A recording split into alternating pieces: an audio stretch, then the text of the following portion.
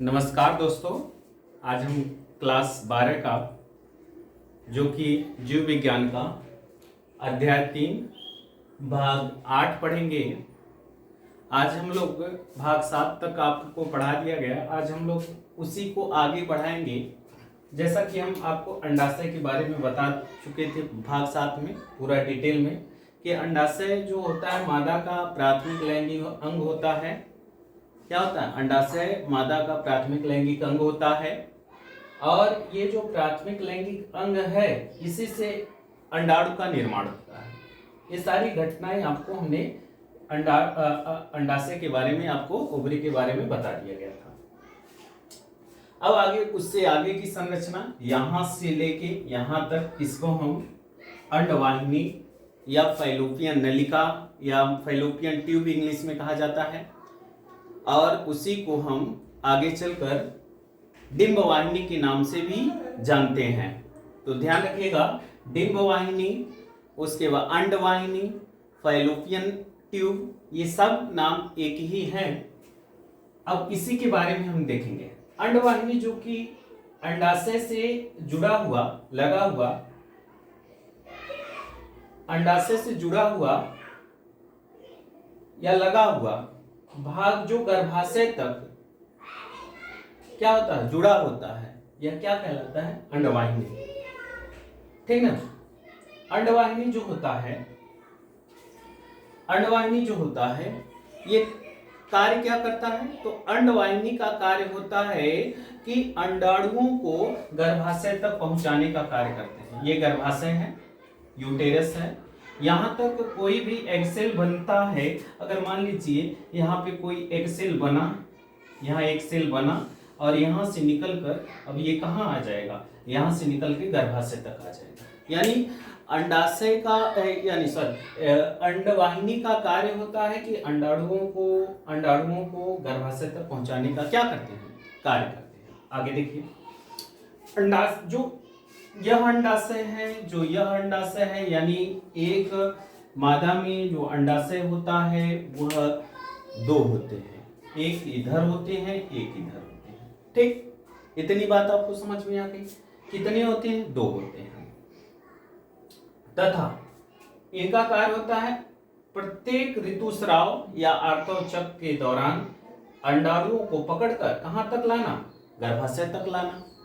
ठीक, यह कार्य होता है। ठीक, प्रत्येक ऋतुस्राव के दौरान एक इधर से निकलेगा तो एक इधर से निकलेगा। हर मंथ में 28 दिन के अंतराल पे निकलता है, यानी अंडाणु। ठीक ना? अब ध्यान रखिएगा, जो एक ये अंडवाहिनी है,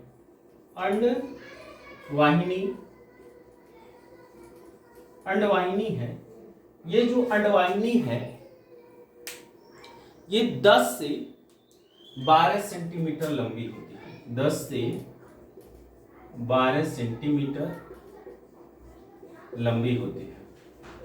कैसी होती है? 10 से 12 सेंटीमीटर लंबी होती है। यानी जो अंडवाहिनी होती है 10 से 12 सेंटीमीटर क्या होती है? लंबी होती है। ठीक, आगे ध्यान रखिएगा, जो अंडवाहिनी होती है वह अंडाशय से जुड़ी हुई होती है और गर्भाशय तक होती है। ठीक ना? अब अंडवाहिनी को 3 भागों में बांटा जाता है। कितने भागों में?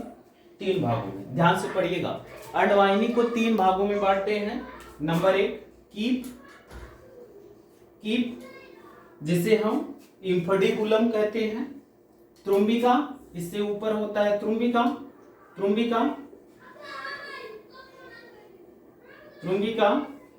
ये त्रुंबिका है। और आगे चलकर यहाँ पर संकीर्ण पथ होता है। क्या होता है? संकीर्ण पथ। संकीर्ण पथ है। संकीर्ण पथ को इंग्लिश में क्या कहते हैं? इस्थमस। हिंदी में ही ध्यान रखिएगा, इस्थमस हो गया। पहले कीप को क्या कहेंगे? कीप को इंफडिबुलम। त्रुंबिका को क्या कहेंगे? त्रुंबिका को एम्पुला कहेंगे। उसके बाद संकीर्ण पथ को इस्थमस कहते हैं। संकीर्ण पथ को क्या कहते हैं? इस्थमस कहते हैं। ध्यान रखिएगा, जो कीप होता है यह जो कीप होता है यह अंडाशय से क्या होता है, जुड़ा होता है।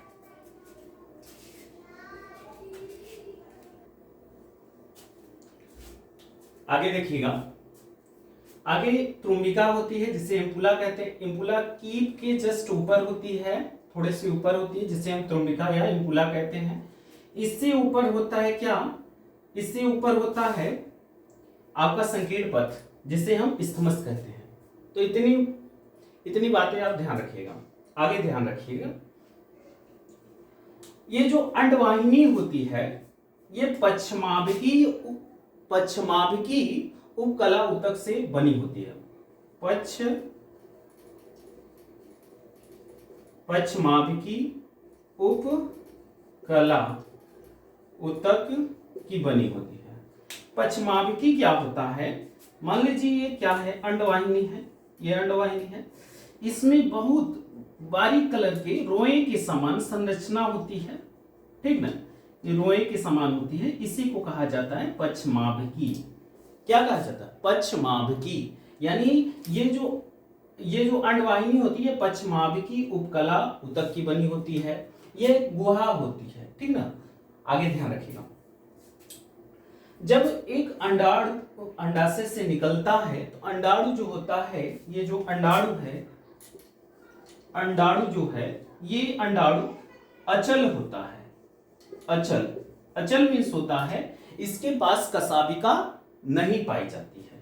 जब कसाबिका नहीं पाई जाएगी तो ये कहां तक, संकीर्ण पथ या गर्भाशय तक कैसे पहुंचेगा। तो पहुंचने के लिए, इसको पहुंचाने के लिए यह पश्चिमाभिकी कार्य करते हैं, जो कि अंडवाहिनी के अंदर होते हैं। क्या होता है कि कीप के आगे एक ऐसी जो मुड़ी हुई संरचना दिखाई आपको दे रही है, इसको कहा जाता है, क्या कहा जाता है, इसको कहा जाता है झालर। क्या कहा जाता है, झालर कहा जाता है, झालर, ठीक। फिम्बरी कहा जाता है, झालर को फिम्बरी कहा जाता है। ये झालर जो होती है इस अंडाणु को पकड़ लेती है, यानी इसको इस प्रकार से ये होता है तो इसको ये पकड़ लेती है। और जब पकड़ लेती है तो इसको कीप के रास्ते होते हुए, त्रुंबिका के रास्ते ये कहां पहुंचा देती है, संकीर्ण पथ पे। और किसको पहुंचा देती है संकीर्ण पथ पे, तो ध्यान रखिएगा अंडाणु।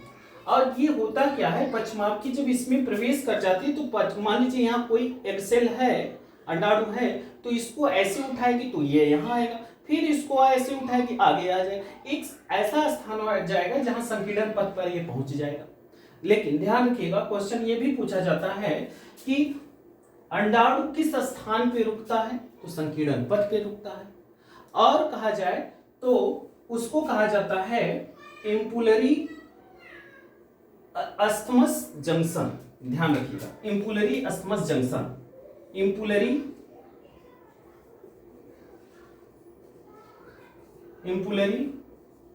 अस्थमस क्या है, अस्थमस जंक्शन।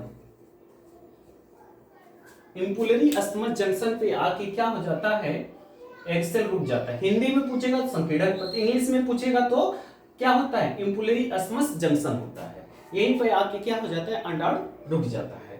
अब जब रुक जाता है तो यहाँ पे कोई भी शुक्राणु आएगा, यहाँ से निषेचन के दौरान यानी मैथुन क्रिया के दौरान कोई भी शुक्राणु आएगा और शुक्राणु आके ये कहां पर, इससे निषेचन कर लेगा। और जब निषेचन कर लेगा तो ये आगे बढ़ता हुआ जाके गर्भाशय तक क्या हो जाता है, चिपक जाता है। तो वही कार्य है कि अंडाणुओं को गर्भाशय तक पहुंचाने का कार्य कौन करता है, अंडवाहिनी करती है, ठीक ना। अंडवाहिनी को कितने भागों में बांटा गया, अंडवाहिनी को 3 भागों में बांटा गया, कि त्रुंबिका और क्या, संकीर्ण पथ। बात समझ में है। तो आगे आप हेडिंग डालिएगा, अंडवाहिनी, फैलोपियन ट्यूब और इसके बाद डिंबवाहिनी। आगे लिखिएगा, अंडवाहिनी 10 से 12 सेंटीमीटर लंबी होती है, जो प्रत्येक अंडाशय से चलकर गर्भाशय तक जाती है, प्रत्येक अंडाशय से चलकर गर्भाशय तक जाती है, ठीक ना। कौन जाता है, अंडवाहिनी जाती है। अंडवाहिनी की गुहा पश्चिमाभिकी उपकला उतक से बनी होती है। अभी हमने बताया किसकी बनी होती है, पश्चिमाभिकी उपकला उतक से बनी होती है। आगे लिखिएगा, जो अंडे को गर्भाशय तक लेकर जाती हैं, जो अंडे को गर्भाशय तक लेकर जाती हैं। इसमें उपस्थित पश्चमाविका अंडे को गर्भाशय की ओर ढकेलती हैं, यानी आगे की ओर ढकेलने का कार्य करती है, क्योंकि ये अचल होती है, इसमें कशाविका पाए ना चल, तो इसको ढकेलने का कार्य कौन करता है? पश्चमाविकी ही करती है, तो ढकेलने का कार्य करती है। अंडवाहिनी को 3 भागों में बांटा गया है, कीप, त्रुंबिका, संकीर्ण पद। हेडिंग डाल लीजिएगा, कीप, इंफर्टिबुलम। आगे लिखिएगा, अंडाशय के निकट स्थित कीप पाया जाता है। अंडाशय के निकट स्थित क्या पाया जाता है? कीप पाया जाता है। कीप के आगे की ओर झालर, मुड़ी हुई संरचना झालर कहलाती है। यह अंडाणुओं को पकड़ने का कार्य करती है। हो गया ना? ये झालर जो होता है अंडाणुओं को पकड़ने का क्या करती है? कार्य करती है। नेक्स्ट हेडिंग डालिएगा, त्रुंबिका। अंडाशय के अंडवाहिनी कीप के बाद होती है, यानी अंडाशय के अंडवाहिनी, जो अंडवाहिनी होती है, ये कीप के बाद क्या होती है? त्रुंबिका होती है। बात समझ में है? त्रुंबिका होती है। आगे लिखिएगा, संकीर्ण पथ। हेडिंग डालिएगा, संकीर्ण पथ, इस्थमस। लिखिएगा, अंडवाहिनी का अंतिम भाग क्या होता है? संकीर्ण पथ होता है, जो गर्भाशय से जुड़ा होता है। किससे जुड़ा होता है? गर्भाशय से जुड़ा होता है। त्रुंबिका और संकीर्ण पथ के मध्य में इम्पुलरी इस्थमस जंक्शन कहलाता है। आगे लिखिएगा, अंडाणु और शुक्राणु का निषेचन इम्पुलरी इस्थमस जंक्शन पर होता है या संकीर्ण पथ पे होता है। अब आगे हेडिंग डाल लीजिएगा, अंडवाहिनी का कार्य। आगे लिखिएगा, अंडवाहिनी का कार्य अंडाणुओं को गर्भाशय तक पहुंचाती है, यानी अंडवाहिनी का कार्य होता है गर्भाशय तक पहुंचाने का क्या करती है? कार्य करती है। ये जो अभी ये सारी घटनाएं बताई गई हैं, यही कहलाता है अंडवाहिनी। अंडवाहिनी के कितने भाग होते हैं? तुरंत आपको याद होने चाहिए, 3 की त्रुंबिका, संकीर्ण पथ। अगर पूछा गया झालर या फिम्बरी किसके अंतर्गत आती है, तो कीप के अंतर्गत आती है। त्रुंबिका किसके बाद आता है, तो कीप के बाद आता है। संकीर्ण पथ त्रुंबिका के बाद आता है। अंडाणु रुकते हैं कहां पर? इम्पुलरी इस्थमस जंक्शन या संकीर्ण पथ पे रुकते हैं।